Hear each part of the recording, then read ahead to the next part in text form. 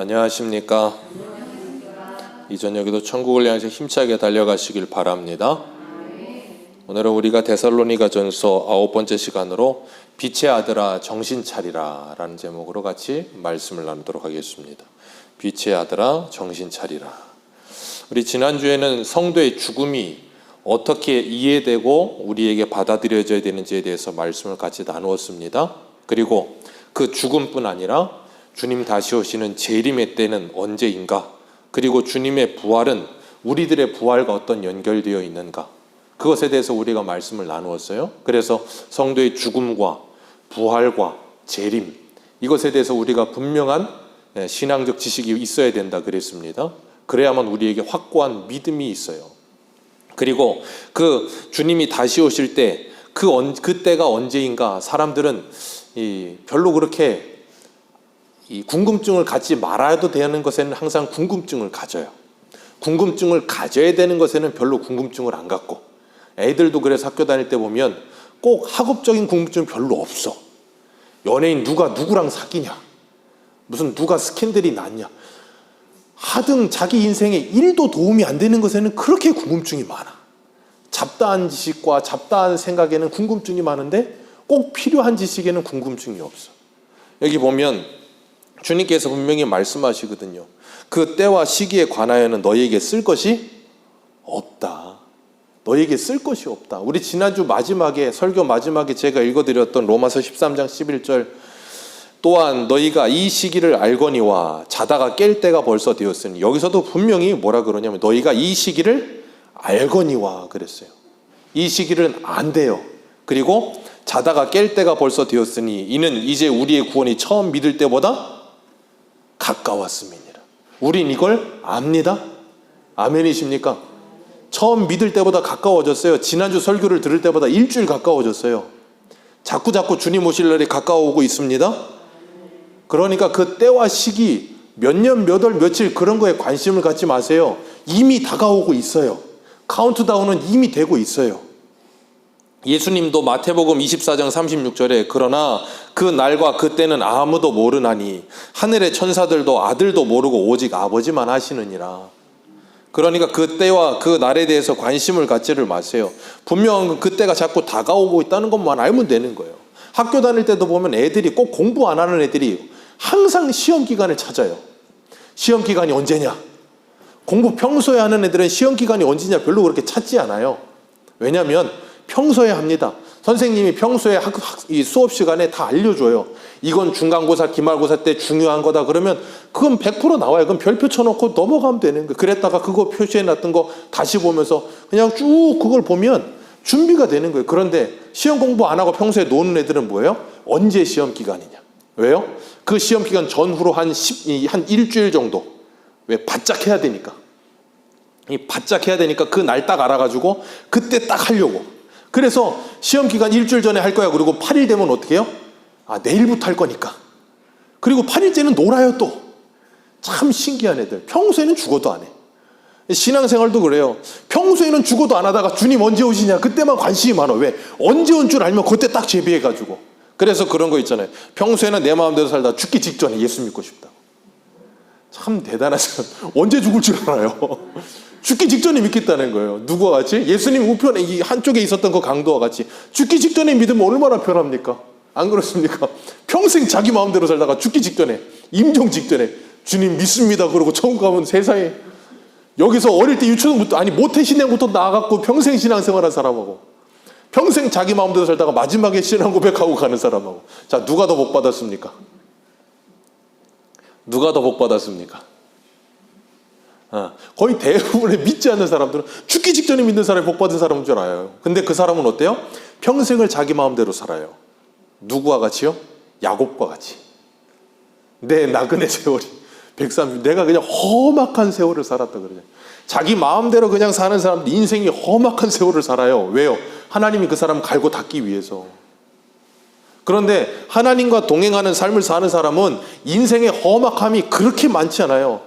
복음 때문에 험악할 수는 있어도 내 잘못과 내 연약함 때문에 당하는 험악함은 별로 없다 그 말이에요.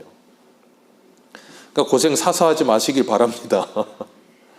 주님께서 우리에게 그 날을 분명히 말씀하셨어요. 너희들 분명히 안다. 분명히 안다. 2절에도 뭐라 그래요? 너희가 자세히 안다. 분명히 말씀하셨어요. 어떻게 자세히 알아요? 분명 하루하루 다가오고 있음을 알아요. 그렇기 때문에 우리는 그 날을 뭐 하는 사람들이에요? 준비하는 사람들입니다. 아멘이십니까? 학교 때는 벼락치기를 하셨다면 이제 인생 후반전에 신앙생활만큼은 벼락치기가 아니라 평소에 신앙생활을 아름답게 하시기를 축복합니다. 그러면 4절에 뭐라 그러세요? 4절 같이 읽습니다. 시작. 형제들아 너희는 어둠에 있지 아니하매 그 날이 도둑같이 너희에게 임하지 못하리니. 아멘. 그날을 준비하는 사람들에게는 도둑같이 임하지 않아요. 시험 기간을 선생님이 다 다음 주야 그랬다가 그 전주에 시험을 본다고 해도 그 사람에게 도둑같이 임하지 않아요. 왜? 이미 준비되어 있으니까. 그런데 준비가 안 돼 있는 사람은 어떻게 그럴 수가 있느냐 그렇게 되는 거예요.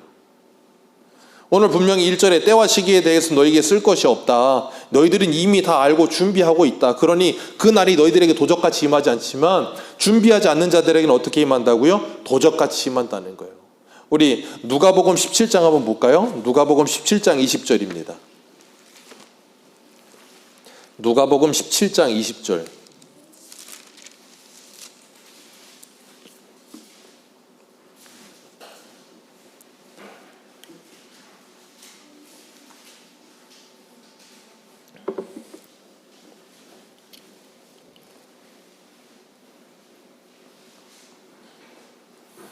누가복음 17장 20절입니다. 20절부터 읽어 내려갑니다.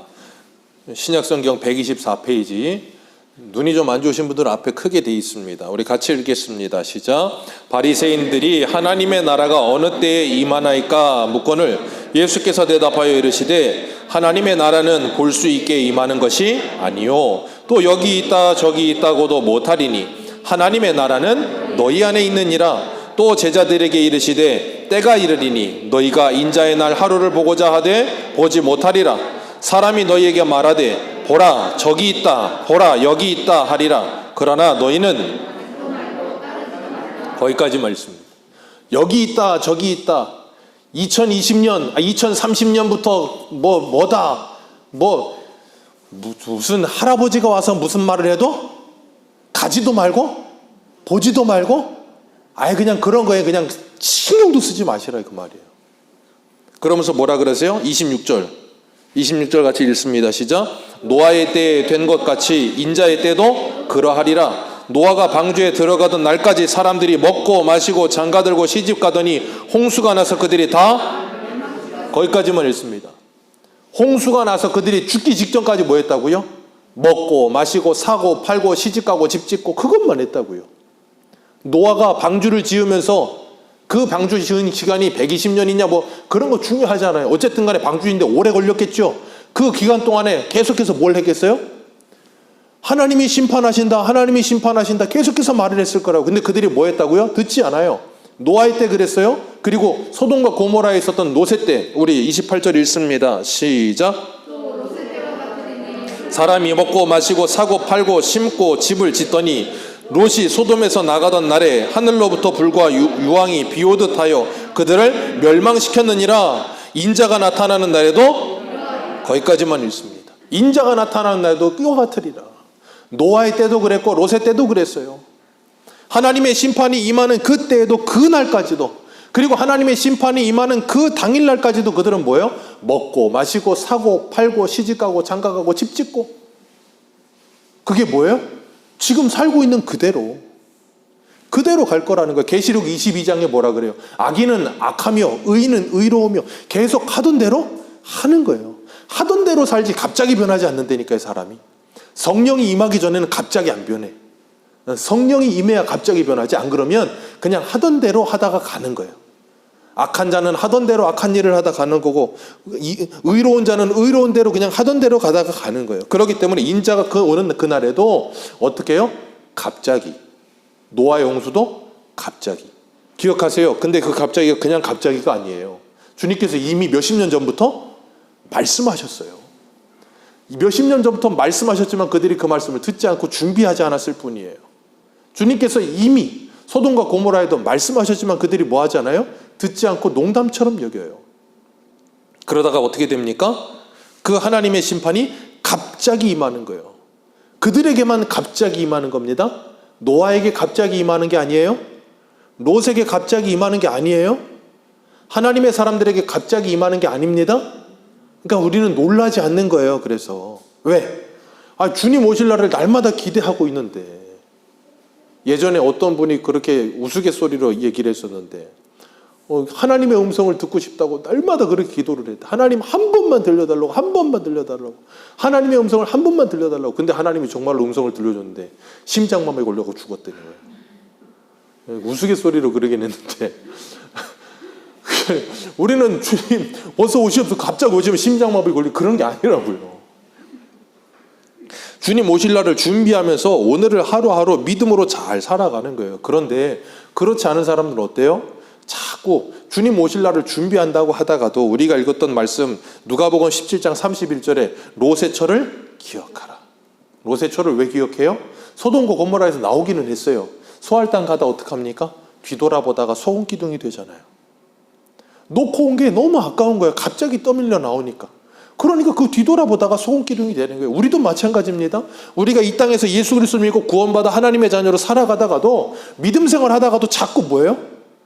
자꾸 옛날 생각나서 뒤돌아보다 보면 나도 모르게 뭐예요? 그 즉시로 그 순간에 굳어버려요.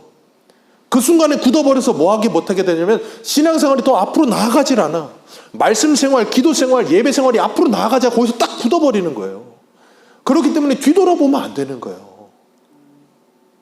우리가 일상생활 하면서 잊지 마세요.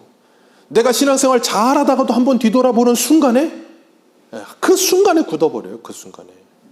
그래서 바울은 뭐라 그래요? 앞에 있는 표대를 향하여 내가 잡은 줄로 알지 않고 그걸 잡으려고 힘써 달려가잖아요. 그렇기 때문에 우리가 이 땅을 살아가면서 그 믿음의 길을 걸어가면서 옛날 생각하지 마세요. 자꾸 그런 분들 계세요. 나이 드시다 보면 자꾸 내가 왕년에는 자꾸 그러면서 자꾸 옛날을 생각하시는 분들이 있어요. 그거 생각하지 마십시오. 왕년은 다 지나갔어요. 지나간 물로는 물레방아를 못 돌립니다. 새로운 물이 와야 되는 거예요. 오늘 내가 은혜를 받아야 되는 것이고 하나님의 나라를 소망하며 오늘 내가 달려갈 수 있는 믿음이 있어야 되는 거예요.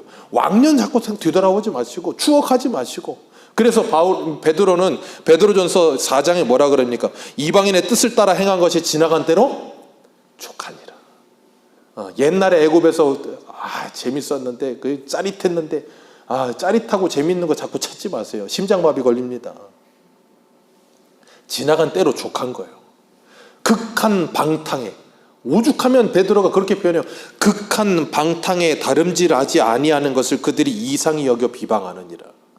전에는 극한 방탕 가운데 있었기 때문에 그 끝을 달리다가 이제는 거기서 돌이키는 거예요. 그럼 이제 뭐 한다고요? 더 이상 돌아보지 않는 거예요. 그렇기 때문에 주님께서는 우리들에게 날마다 그 날을 바라보며 뭐라 그러세요? 오늘 본문으로 돌아와 보세요. 오늘 본문으로 돌아오셔서 9절 말씀 우리 다시 한번 읽습니다. 9절입니다. 시작.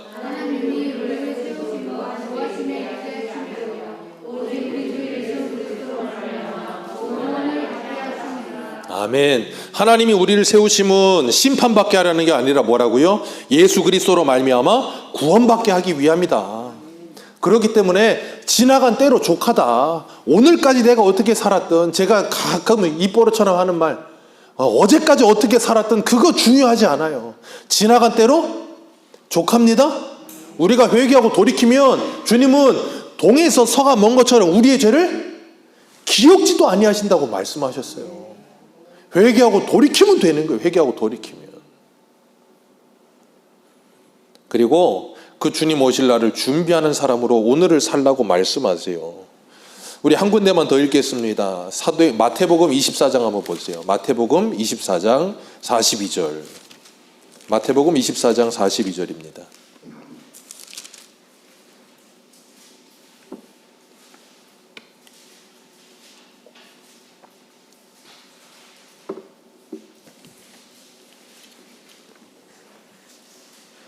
마태복음 24장 42절. 우리 같이 읽습니다. 시작. 그러므로 깨어 있으라. 어느 날에 너희 주가 임할는지 너희가 알지 못함이니라. 너희가 아는 바니 만일 집주인이 도둑이 어느 시각에 올 줄을 알았더라면 깨어 있어 그 집을 뚫지 못하게 하였으리라. 이러므로 너희도 준비하고 있으라. 생각하지 않은 때에 인자가 오리라. 충성되고 지혜 있는 종이 되어 주인에게 그 집 사람들을 맡아 때를 따라 양식을 나누어 줄 자가 누구냐. 주인이 올 때에 그 종이 이렇게 하는 것을 보면 그 종이 복이 있으리라. 주인이 언제 오든 상관이 없어. 왜? 이 종은 뭐예요? 항상 주인이 떠난 후로부터 계속해서 뭐하고 있어요? 그 집 사람들에게 맡은 때를 따라 양식을 나누어 주며 그 주님이 그 주인이 오든 안 오든 뭐 하고 있어요? 주인이 있을 때나 없을 때나 한결같은 모습으로 살고 있는 거예요. 왜요? 그것이 그 사람의 삶인 거예요, 그냥. 그런데 여기 나오는 것처럼 악한 종은 어떤다고요? 그 마음에 생각하기를 주인이 더디 오리라 하여 동료들을 때리고 술 친구들과 더불어 먹고 마시게 되면 생각하지 아니한 날 알지 못하는 시각에 그 주인이 이르러 어미 때리고 외식하는 자가 받는 벌에 처하리니 거기서 슬피 울며 이를 갈미 있으리라. 악한 종은 그 때를 준비하지 않는다고요. 분명히 여기 이야기예요. 그 마음에 생각하기를 주인이 어떻게 오리라? 더디 오리라. 악한 종은 그렇게 생각한다고요. 그러니까 이 종은 주인이 안 오리라는 생각은 안 해요. 그죠? 자, 여기 착한 종이나 악한 종이나 둘 다 주인이 온다는 건 알아요, 몰라요? 압니다. 모르잖아요. 그 말은 뭐냐면 아예 이 기독교 밖에 있는 사람들에게 하고 있는 말이 아니라는 말이에요. 이 말은 지금 교회 안에도 얼마든지 이 충성스러운 종과 악한 종이 있다는 거예요. 악한 종은 뭐예요? 주님 오신다고 했다. 그런데 문제는 더디 온다. 아유, 온다고 한 지가 언제냐. 베드로서 3장의 말씀처럼 창세 이후로 그대로 있지 않느냐. 그런 말 하면서 조롱하고 기롱하면서 뭐예요? 마음대로 사는 거예요. 그러다가 뭐 한다고요? 주님 오실 날에 갑자기 그 주님이 오셔서 그들을 심판하실 거라고요. 그런데 착하고 충성된 종은 주님이 언제 오시든 간에 항상 일정하게 그 믿음으로 살고 있어요. 그래서 우리가 성도가 신앙생활 한다는 건 오늘 말씀에 뭐라 그랬어요? 42절에 우리가 읽었던 마태복음 24장 42절 같이 읽습니다. 시작. 그러므로 거기까지만 읽습니다. 그러므로 깨어 있으라. 깨어 있으라는 말이 뭐예요? 잠자지 말라는 말이에요? 오늘 본문에도 깨어 있으라 그러잖아요. 잠자지 말고 깨어 있으라 그랬다고. 옛날에는 정말 밤에 안 자고 막 철야하고 그랬잖아요. 휴거 된다고. 그런 거 제발 하지 마세요. 아멘이십니까? 잠은 밤에 자야 돼요. 예? 밤에 자야 돼, 밤에. 밤 10시부터 2시까지가 몸의 회복을 위해 가장 좋은 호르몬이 나온대요. 그 사람들은 10시부터 2시까지 깨어 철야했더라고요. 그때 보니까. 가장 좋은 게 안 나와. 그러니까 맨날 어때요? 생활이 막 찌들고 괴롭고 승질내고. 왜 사람이 잠 안 자면 예민해지잖아요. 피곤하니까 막 서로 승질내고. 그러면서 밤에는 또 와가지고 깨어있고. 그리고 낮에는 가가지고 승질내고. 그게 뭐 하자는 거예요? 그건 깨어있는 게 아니라고요. 아멘이십니까? 깨어있다고 하는 건 우리가 하나님의 말씀대로 살아가는 게 깨어있는 거예요. 주님께서는 그렇기 때문에 우리들에게 지금 뭐하고 계세요? 이렇게 경고의 말씀을 주시면서 제가 금요일 날도 두아디라 교회에게 편지를 보낸 내용을 우리 계시록 말씀 나누면서 주님께서 엄히 경고하시는 이유가 뭐라 그랬어요? 아직 기회가 있기 때문에 엄히 경고하는 거라 그랬어요. 그죠? 그 기회를 주시고 주님께서 뭐라 그랬어요? 그 이세벨의 교훈을 따르는 자들에게 무슨 기회를 주셨다 그랬어요? 회개할 기회를 주셨으나 그들이 회개하지 아니하였으므로. 하나님께서는 지금도 우리에게 회개할 기회를 계속 주시는 거예요. 끊임없이 주세요. 그렇기 때문에 하나님의 사람들은 뭐예요? 그 말씀을 듣고 주님 앞에 날마다 엎드려서 회개하는 삶을 살아가는 거예요. 그렇기 때문에 주님께서 베드로후서 3장 10절, 8절 이렇게 말해요. 사랑하는 자들아, 주께는 하루가 1000년 같고 1000년이 하루 같다는 이 한 가지를 잊지 말라. 주의 약속은 어떤 이들이 더디다고 생각하는 것 같이 더딘 것이 아니라 오직 주께서는 너희를 대하여 오래 참으사 아무도 멸망하지 아니하고 다 회개하기에 이르기를 원하시느니라. 그러나 주의 날이 도적같이 오리니 그 날에는 하늘에 큰 소리가 떠나가고 물질이 뜨거운 불에 풀어지고 땅과 그 중에 있는 모든 것이 드러나리로다. 아멘. 그 날이 어떻게 올 거라고요? 천년이 하루같이 빨리 올 것이라는 거예요.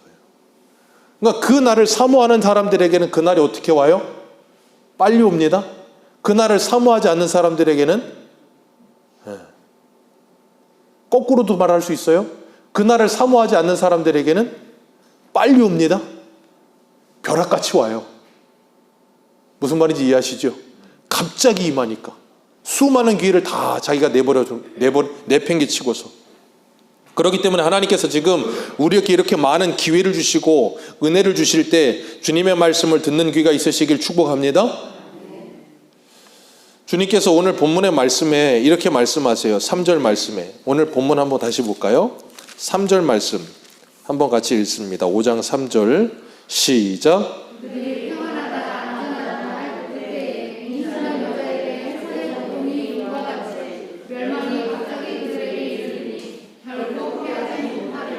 아멘. 주님의 날이 왜 도적같이 임합니까? 이유는 하나예요. 3절 때문이에요. 그들이 뭐 하다고요? 평안하다, 안전하다. 이게 문제예요. 안전 불감증. 별일이야 있겠어? 그것 때문에 문제가 되는 거예요. 별일이 있다니까요. 예레미야 6장 14절에 이렇게 말해요. 그들이 내 백성의 상처를 가볍게 여기면서 말하기를 평강하다 평강하다 하나 평강이 없도다. 예레미야 당시에 예레미야는 뭐라 그랬습니까? 하나님의 심판이 곧 임할 것이다. 그러니 너희들은 그 심판을 준비하고 바벨론으로 가라. 포로로 끌려가라 그 말이에요. 그런데 거짓 선지자들은 뭐라 그래요? 하나님의 심판은 이제 끝났다. 바벨론에 끌려갔던 모든 것들도 다 되찾아 오실 것이다.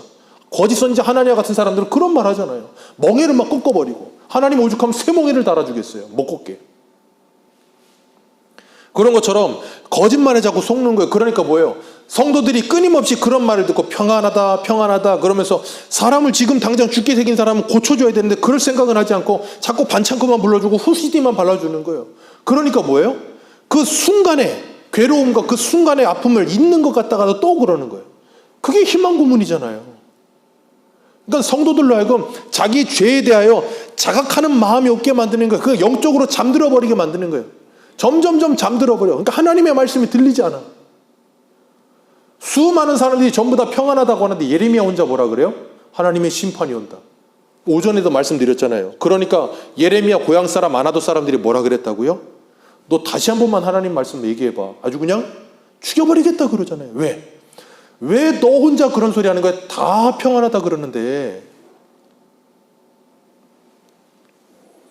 그러니까 그런 사람들의 특징, 그런 사람 특징이 있어요. 좀 아까 우리가 마태복음 24장 읽었던 것처럼 악한 종과 그리고 착한 충성된 종 둘 다 주인 오실 날이 있다는 건 알았다 그랬잖아요. 우리 한 군데가 봅니다. 아모스서 5장을 한번 보세요. 구약성경 아모스서 5장입니다. 아모스서 5장 구약성경 1278페이지 아모스서 5장 18절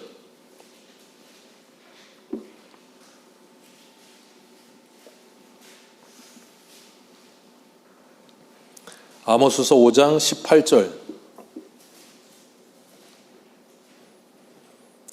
구약성경 1280페이지 한두 페이지 정도는 차이 날 수도 있습니다. 아모스서 5장 18절 20절까지만 우리 같이 읽겠습니다. 시작. 화 있을진저 여호와의 날을 사모하는 자여 너희가 어찌하여 여호와의 날을 사모하느냐 그 날은 어두움이요 빛이 아니라 마치 사람이 사자를 피하다가 곰을 만나거나 혹은 집에 들어가서 손을 벽에 대었다가 뱀에게 물림 같도다. 빛나는 캄캄함이 아니냐. 여기 보면 아모스 시대에 여호와의 날을 기다리는 사람들이 있었다고요. 그죠? 아멘이십니까? 데살로니가 전서의 말씀처럼 주님 재림하실 날을 기다리는 사람들이 있었다고요. 그리고 우리가 찾아 읽었던 누가복음 17장의 말씀처럼 하나님의 나라가 언제 임합니까? 말하던 바리새인들이 있었다고요. 그런데 그 사람들이 여호와의 날을 기다리는데 문제는 뭐냐면 여기 뭐라 그래요? 화 있을진저 여호와의 날을 사모하는 자요. 여호와의 날을 사모하는 게 뭐라고요? 화 있다. 왜요? 너희들이 여호와의 날을 사모하고 있는데 그 날은 너희들에게 구원의 날이 아니라 무슨 날이다? 심판의 날이다. 그래서 빛이 아니고 어두움이라는 거예요. 그런데 그들은 그걸 몰라. 그들은 지금 뭘 기다려요? 여호와의 날을 기다려요. 아멘 주 예수여 오시옵소서 그러고 있다고요. 그러면 그들에게 그날이 구원의 날이어야 될 것 같은데 심판의 날이라는 거예요. 빛이 아니고 어두움이라 그러는 거예요. 왜요? 그들의 상태가 어때요? 아모스서 4장 한번 보세요. 한 장만 앞으로 가셔서 아모스서 4장 4절 아모스서 4장 4절 같이 읽겠습니다. 4절과 5절입니다. 시작. 너희는 제대로 가서 통제합니다. 그리가 가서 죄를 범하며 아침마다 너희 생을 소매마다 너희 식기줄을 돌리며 누룩 넣은 것을 불살라 헛소는 대로 되며 같은 데를 돌리며 선포하였구나. 이스라엘 자손들아 이것이 너희가 기뻐하는 바니라 주 여호와의 말씀입니다. 이 사람들의 실상이 이렇다는 거예요. 뭐 하고 있어요? 종교 활동. 기억하십시오. 성도는 종교 활동하는 사람들이 아니에요. 종교 활동하는 사람들이 아니에요. 이 종교 활동은 누구를 기쁘게 하는 거라고요? 자기를 기뻐하게 하는 것, 자기 만족을 주는 것. 나 이렇게 열심히 헌금하고 나 이렇게 열심히 봉사하고 나 이렇게 열심히 많이 했어.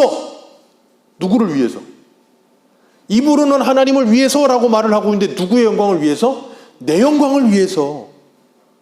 그러니까 예레미야 7장에는 뭐라 그랬어요? 하나님께서 여호와의 전이라 여호와의 전이라 여호와의 전을 거짓말 속지 마라. 너희들 밖에서는 마음대로 살면서 여기 들어와서는 나 구원받았다 하면서 너희들 그거 확인받으려고 오는 거 아니냐. 그게 무슨 구원받은 사람이냐. 그건 하나님의 성전이 아니고 도둑의 구렬이다. 그렇게 말씀하시잖아요. 그게 뭐예요? 그게 잠들어 있는 거예요. 왜 잠들었어요? 평안하다 평안하다 하니까. 뭐라고 하니까? 잘한다 잘한다 하니까. 왜 잘해요? 예배 잘 나와. 헌금 잘해. 그리고 봉사도 해. 근데 나가서는요? 마음대로 살아. 그러니까 목사는 뭐라 그래요? 잘한다 잘한다 하는 거예요. 왜? 교회 와서 잘하니까. 근데 집에 가서는요? 직장 가서는요? 이웃과의 관계에서는요?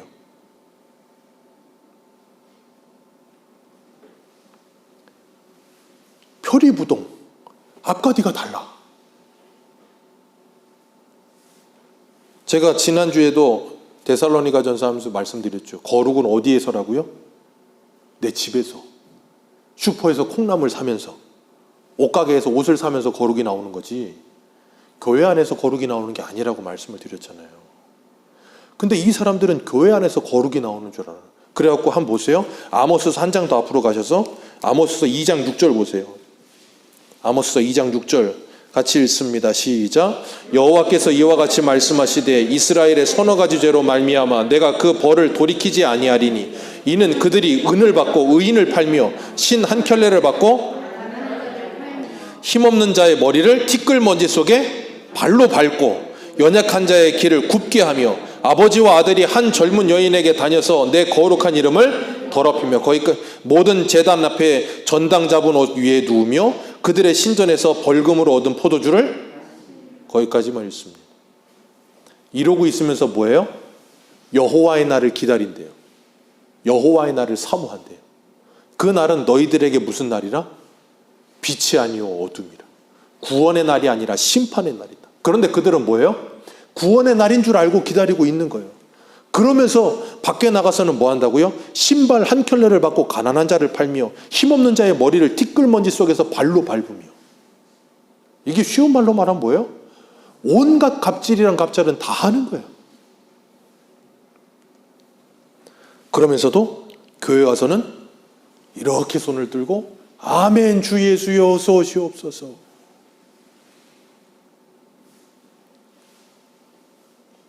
그게 바로 가룟 유다가 예수님을 만나 키스하는 그 입맞춤이에요. 가룟 유다가 마지막 예수님 잡혀가실 때 와서 입맞춤을 하잖아요. 종교 활동하고 있는 것이 신앙생활이 아니라고요. 그건 페르소나라고 하죠. 가면을 쓴다는 거예요. 종교 가면을 쓰는 삶. 하나님은 우리에게 그걸 원하지 않으세요. 그런데 사람들은 그게 신앙생활이라고 착각을 해. 왜? 오랜 세월을 그렇게 했어. 오랜 세월을 사람들이 그렇게 살았어. 그렇게 봤어, 옆에서. 그러다 보니까 저게 신앙생활인 줄 아는 거예요. 그게 토착화되고 굳어버렸어. 거기에서 뭐예요? 벗어나야 되는 거예요. 그래서 뭐라 그래요? 아모스서 5장 4절 보세요. 아모스서 5장 4절 5절 6절 같이 읽습니다. 시작. 여호와께서 이스라엘 족속에게 이와 같이 말씀하시기를 너희는 나를 찾으라. 그러면 살리라. 베델을 찾지 말며 길갈로 들어가지 말며 부엘세바로도 나아가지 말라. 길갈은 반드시 사로잡히겠고 베델은 비참하게 될 것임이니라 하셨나니 너희는 여호와를 찾으라. 그리하면 살리라. 그렇지 않으면 그가 불같이 요셉의 집에 임하여 멸하시리니 베델에서 그 불을 끌 자가 그 불이 어디에 온다고요? 요셉의 집에 올 것이라. 예루살렘에 올 것이라. 그 불을 끌 자가 없으리라. 그 말씀대로 정말로 그 불이 왔잖아요. 그리고 예루살렘은 멸망을 당했잖아요. 하나님께서 아무리 이야기를 해도 그 말을 듣질 않는 거예요. 그러나 그 날을 준비하고 그 말씀을 듣는 자들은 뭐예요? 이 모든 삶에서 돌이키는 거예요. 그게 깨어있는 거예요. 그게 깨어있는 거예요. 다른 게 깨어있는 게 아니에요. 그러니까 제발 가정에서 깨어 계시고 직장에서 깨어 계시고 다른 것 없어요. 하나님이 나를 지켜보고 계신다. 요셉처럼 하나님이 나를 지켜보고 계신다. 그 마음을 가지세요. 우리가 그 마음만 잊어버리지 않아도 우리의 삶이 예전하고는 전혀 다르게 확 각성하여 깨어날 거예요. 오늘 본문 5절 다시 돌아가 볼까요? 오늘 본문 5절입니다. 같이 읽습니다. 시작.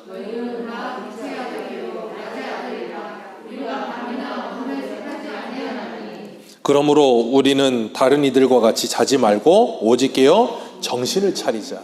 다른 이들과 자지 말자. 극한 방탕은 지나간 대로 족하니라. 잔다는 게 뭐라고요? 극한 방탕 가운데 사는 거. 온갖 우상숭배와 음란과 죄악된 가운데 뒹굴면서 하는 거. 그렇게 밤이 새도록 그렇게 그냥 밤이 새도록 아침에 동이 뜰 때까지 밤이 새도록 놀고 그냥 비비고 살아도 그건 뭐 한 거라고요? 잠들어 있는 거라고요. 그러니 깨어 정신을 차리자. 우리는 밤이나 어두움에 속하지 않았고 빛에 속했고 빛의 아들이라. 에베소서 5장 8절에서 10절에 뭐라 그럽니까? 너희가 전에는 어두움이더니 이제는 주 안에서 빛이라. 빛의 아들, 빛의 자녀들처럼 행하라. 빛의 자녀의 열매는 모든 착함과 의로움과 진실함이니라. 그게 뭐라고요? 깨어있음. 오늘 우리 대열이 문답 한번 다시 한번 볼까요? 오전에 했었는데 제가 질문 드리면 한번 읽어보세요. 94문입니다. 타락 후에 사람에게도 도덕법이 소용 있습니까?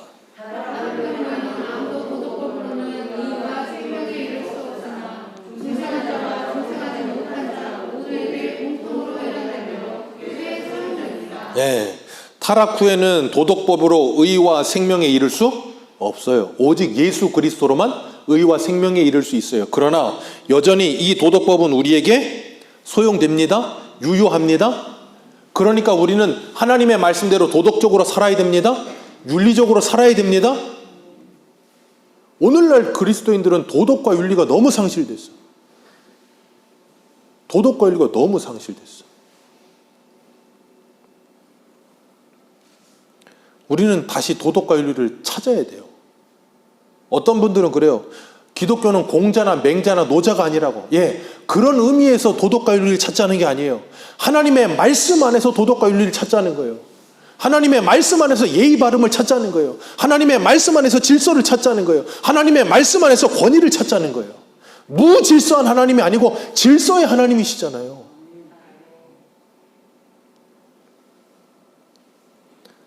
미국 칼빈대학교 총장이셨던 리처드 마우라는 목사님이 그런 책을 썼어요. 무례한 기독교. 오늘날 기독교는 너무나도 무례하다는 거예요. 무례하다. 예의가 없다. 얼마나 무례합니까? 지하철 가는데 스님이 타고 있는데 가고 이거 예수 천당 불신 찍고 이거 플랜카드 2개 앞뒤로 끼고 가고 거기다 안수를 하고 있어요. 얼마나 무례합니까? 남의 절간에 가가지고 그거 빙빙 돌고 있어요. 아니 세상에 그렇게 무례한 사 생각해 보세요. 스님들이 한 100명이 몰려와서 우리 교회를 뺑뺑 돈다고 생각해 보세요. 여러분들 같으면 어떤 마음이 들 것 같으세요? 아니 조금만 바꿔서 생각을 해봐도 이게 너무나도 상식적인 말인데 오늘날은 너무나도 상식 이하의 일들이 너무 많이 벌어져요. 그 오죽하면 개독교라는 말이 나오겠어요. 세상 사람들의 상식 수준에만 맞아도 사람들이 이렇게까지 하진 않아요. 근데 상식 이하라는 거예요, 우리 보고 지금. 그러니까 우리가 뭐 해야 돼요? 정신을 차리고 깨어나야 되는 거예요, 이제는. 기독교의 도덕성이 회복돼야 되는 거예요. 기독교의 윤리성이 회복돼야 되는 거예요. 너무 저 밑바닥이 너무 밑바닥. 세상 사람보다도 못해. 그건 아니라고요. 우리가 예수 믿어 구원받지만 예수 믿는 사람들에게는 도덕 권리가 너무나도 중요한 거예요. 세상에 공자, 노자, 맹자를 믿는 사람들의 도덕 권리가 아닌 하나님의 말씀 안에서의 도덕 권리가 너무 필요해요. 너무 무례해. 젊은 목사들이 너무 무례해.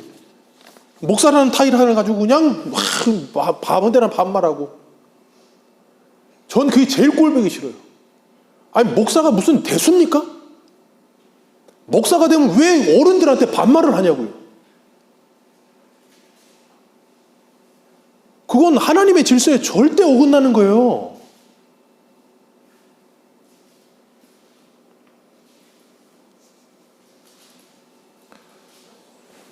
또 이게 얼굴이 어려운데.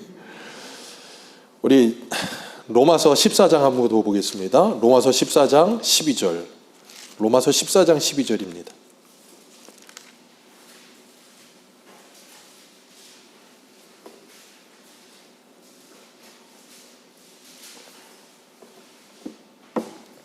로마서 14장 12절.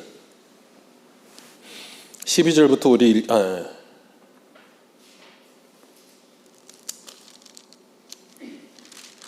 죄송합니다. 네, 13장 12절입니다. 제가 14장이라고 썼네요.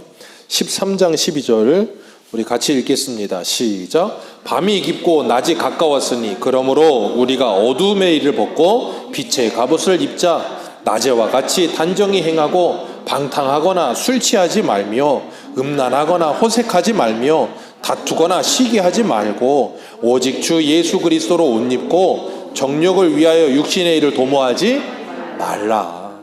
이런 것들은 이제 지나간 때로 족하니까 롯의 처를 생각하면서 뒤돌아보지 말라. 그리고 이런 거에서 즐거움을 찾던 인생에서 이제는 뭐 해라? 하나님 안에서 즐거움을 찾아라. 새로운 즐거움을 찾아라. 새로운 즐거움이 있습니다. 새로운 즐거움이 있어요. 하나님의 말씀 안에 즐거움이 있어요. 신앙 생활 안에 즐거움이 있어요. 우리 권사님 기도도 하셨지만 이 코로나 시대에 3년을 지나가면서 수많은 교회들이 굉장히 많이 어려움을 겪었어요. 특히 대형 교회들이 성도들이 엄청나게 많이 빠졌습니다. 그런데 이 코로나 시기에 부흥한 교회도 많아요. 아세요? 코로나 시기인데도 부흥한 교회도 많아요. 그런데 그 기독교 리서치에서 그걸 조사하는 분이 조사했던 그 결과를 보면 코로나 시기에도 부흥하는 교회는 어떤 교회인가 조사를 했더니 그 교회가 어떤 교회냐면 소그룹이 활성화되어 있는 교회. 쉬운 말로 말하면 사이좋은 교회. 코로나 시기에도 교회뿐 아니라 세상 사람들, 일반 사람들을 조사를 해봤더니 코로나 시기에 사람들이 대인관계가 많이 줄어들었대요. 대인관계가 많이 줄어드는데 코로나가 극심한 시기에도 꼭 만나야 될 사람은 만나더라는 거예요. 코로나가 아무리 심해도 꼭 만나야 될 사람은 만나더래요. 우리는 코로나가 그렇게 극심할 때 막 코로나를 통과하면서 도대체 누구를 만나며 사셨습니까? 꼭 만날 사람은 만나며 사셨잖아요. 안 그렇습니까? 꼭 만날 사람은 만나며 살았다니까요. 우리는 정말 이 코로나 시기를 통과하면서 우리가 다시 한번 확인하는 거예요. 뭘 확인하냐면 우리가 정말 예수 그리스도의 몸된 교회로서의 이 조직체, 이 세상에서 말하는 회사의 조직체가 아니고 그게 아니고 생명체인가, 유기체인가, 신앙의 공동체인가, 사랑의 공동체인가를 확인할 수 있는 시간이에요. 그러니까 이게 좀 서로 사이가 좀 좋아야 돼. 얼마 전에 싸이월드도 다시 개장을 했던데, 사이월드, 너와 나 사이에, 그거라며요. 그게 원래 뜻이.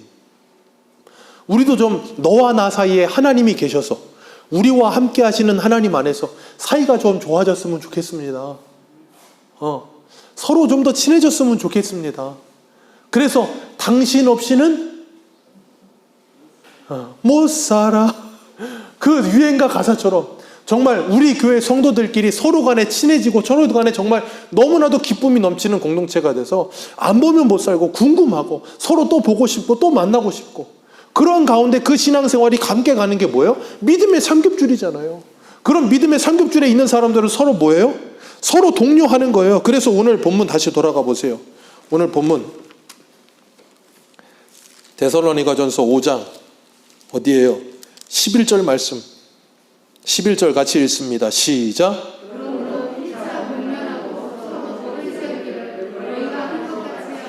아멘.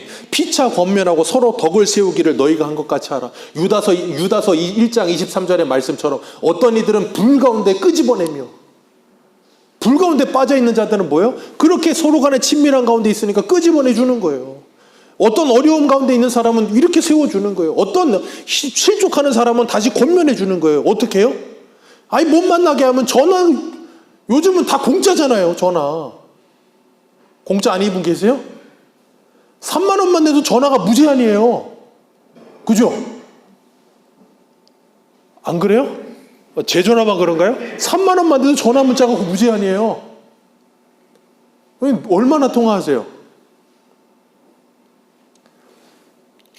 저는 우리 새소망교회가 2022년 부흥하게 없어서 다른 거 없어요. 서로를 향한 관심이에요.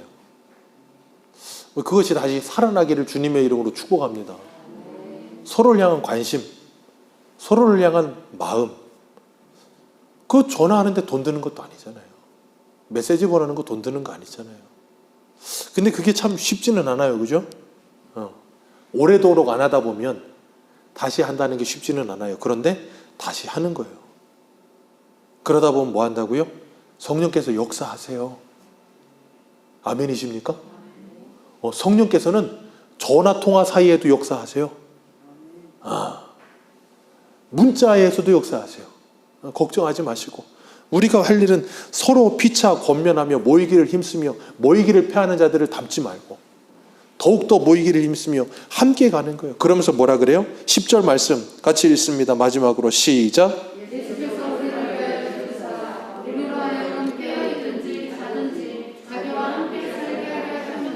아멘. 예수님이 우리를 위해 죽으신 이유가 뭐라고요? 살든지 죽든지. 어디서 많이 들어보셨죠? 로마서 14장. 우리가 살아도 주를 위해 살고 죽어도 주를 위해 죽나니 사나 죽으나 주의 것이로다. 우리는 이제 그런 사람이 됐다고요. 그러니 우리는 뭐 해야 돼요?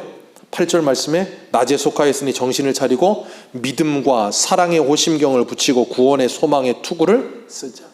이게 뭐예요? 믿음, 소망, 사랑을 잃지 말자. 우리가 서로 그렇게 피차 권면하며 함께 그렇게 가자. 그런 사람들은 주의 오심이 도적같이 오지 아니하리라. 우리 새소망교회에 몸담고 있는 우리 모두가 정말 서로가 서로에게 끈끈한 믿음의 삼겹줄이 되어 주님 다시 오시는 그날까지 하나님의 나라를 바라보며 아름답게 신앙생활하며 조금은 더 행복하게, 조금은 더 즐겁게, 조금은 더 서로를 사모하는 마음으로 그렇게 살았으면 좋겠습니다. 그렇게 살았으면 좋겠습니다. 기도하겠습니다.